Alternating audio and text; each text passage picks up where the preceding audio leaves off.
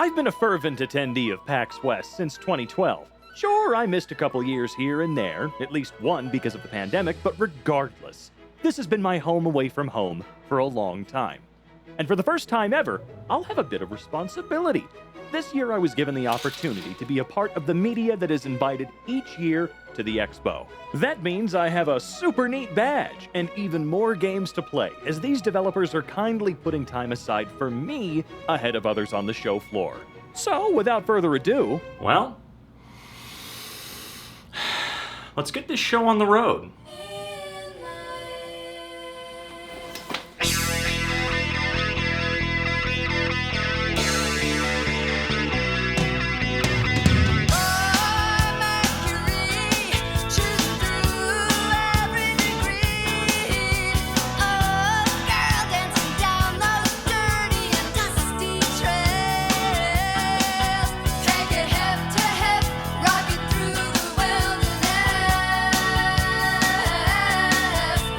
Trip started out much like it normally does, except this time I found myself in line to be given access to the show floor an entire hour before the general public. This allowed me to wander and map the place out, while having all the breathing room I could possibly need, which is just great.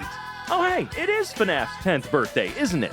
That hour goes by incredibly quickly. Before I know it, the hall is open and everyone begins flooding inside, which is always a sight to behold, no matter what event you're at.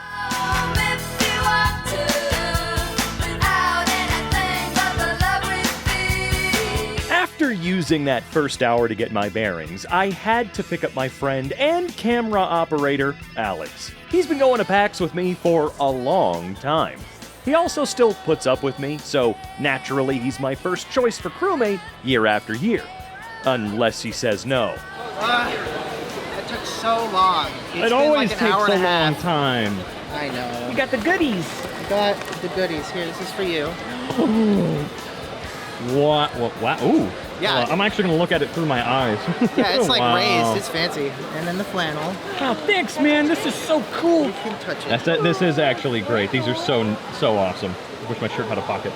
Yeah, well, I mean, they're selling a shirt with a pocket. You can They get a sure t-shirt are with a for now. Wow, it's really dark. What the heck did I do to this? What did I do? And it's also not on autofocus. So lovely. What? So, we gotta go. That's a little better. Is that a little better? The best part about having this monitor is that the handle is directly in the way.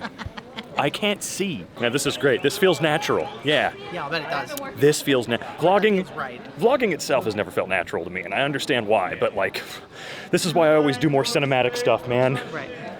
It's a good workout, though. It's a good workout. All right, so we are finally here at PAX West 2024. We're at my favorite booth year after year. The pizza, the food. It is year after year the best place to be. If you're at PAX, this is where you want to stop multiple times a day. That's all I have for you now. Exactly the right amount. There we go. Am I focused? No. Am I focused now? Yes. No. Oh, wait, was I? What? Oh, what a day. Is it, oh, it is, okay. No, it's recording. Okay, good. I have nothing to say. I'm gonna turn it back over to me in the future, recording at my desk. Take it away, me. Thanks, Vlog Robin. You're doing a great job out there, you dork. Like I said earlier, this trip, I have actual appointments with developers and publishers to play titles they're working on, and I could not be more excited. I won't go into too much detail in this video because I want to make another that specifically allows me to sit down and get more into detail with my thoughts on each title in a couple of days from now. Nonetheless, on Friday, I had two appointments. One for a little title called Food Truck Empire, and another for a game called Infinity Nikki.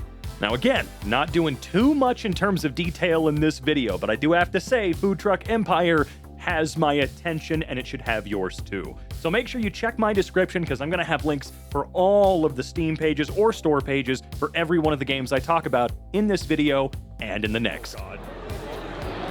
I keep hitting the wrong buttons on my camera that I only seemingly just learned how to use properly. What?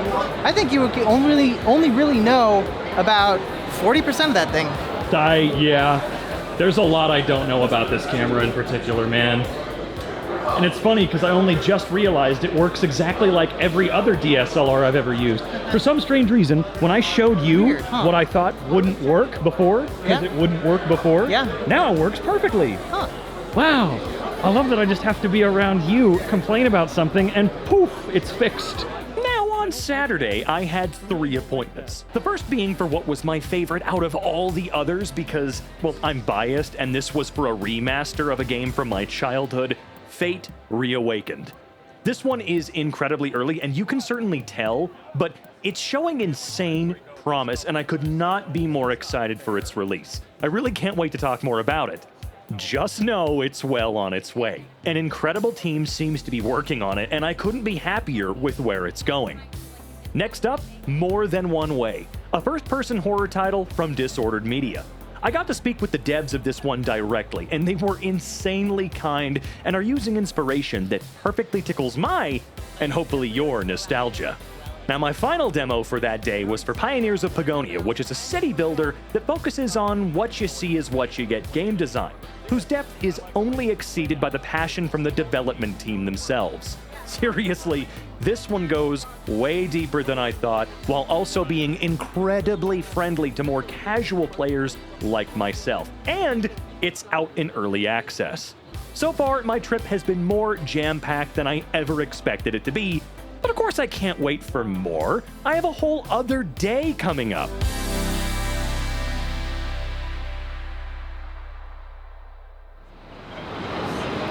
Good Lord. What a beautiful, beautiful day, though. Holy crap, right? My God, I have never seen a day so pretty. Holy sheesh, man. It's almost hard to actually capture it because of how bright it is. You know, it's kind of crazy to think that 2012 is the first time I ever looked upon this sign. Nothing here has really changed a bit. It's crazy. I'm always going to have one hell of a soft spot for this building and this whole area, really.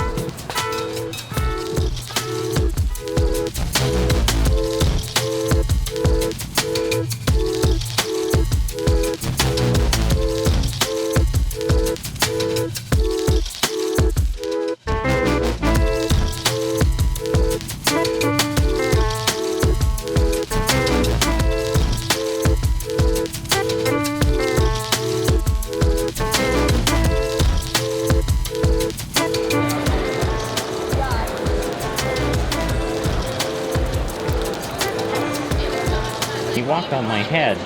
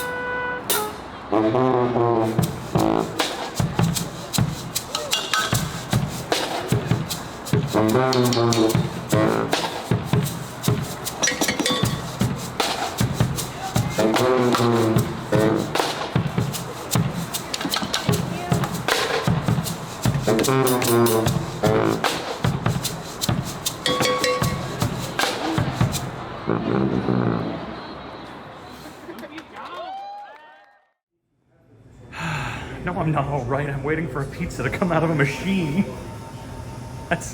You really have to think about yourself. You really kind of do. You know, I think that's, I don't know if that's right. You've never had pizza this good before. Oh God, the customer reviews. By far the best in the city. Best meatballs on the planet? None of this can be true. They don't even have meatballs. You know what I wish it would do? Show me anything. Even if it's a fake like video of the process, I would like to see it, please. Give me some entertainment. Oh, here we go. Oh, I thought it was, oh God, I was scared. I thought it was just gonna fall. Is it just one big piece? Yeah.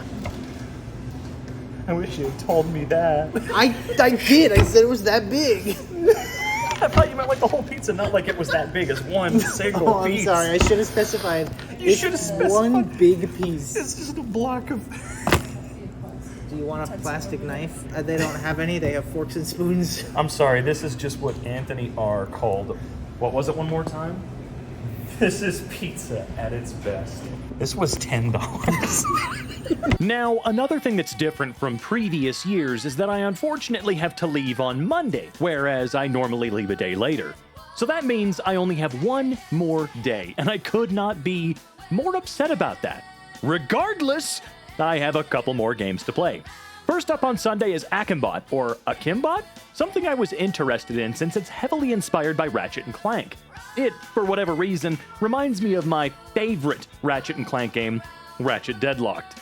Maybe it's just the way the main character looks, I'm not sure. From what I was able to play, it's really fun, and you should make sure to check it out since it is fully released on Steam. The final appointment for my trek out to Seattle is Heartworm, which aside from Fate is the one I'm looking forward to the most.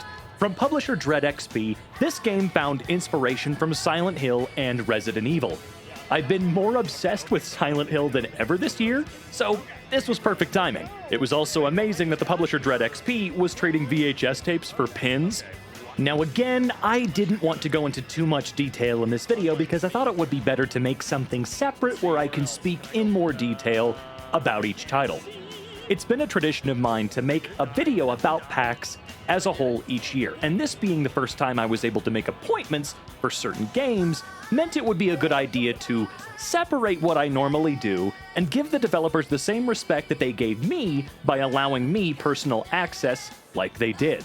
Like I said at the start of the video, I've been attending PAX since 2012, and I'm so happy that it survived the pandemic so that it can hopefully do for others what it had done for me those 12 years ago. It reminded me of the greater group of gamers out there. Everything goes beyond your small social bubble, and you owe it to yourself to get out there and meet as many others in the space as you possibly can. Events like PAX can be life-changing. I know it changed mine, and if you're ever able to make it out, it could very well change yours too. So hopefully someday I can run into you at PAX, and at the next one, and the next one. Because despite it being all the way in Seattle, it's well worth the trip out. Now, in the past I used to say things like, sorry for being so sappy in these videos, but I'm not doing that anymore. I am cheesy and extremely sentimental. And I wouldn't have it any other way. Already time to get back out there. Happy 20th, PAX.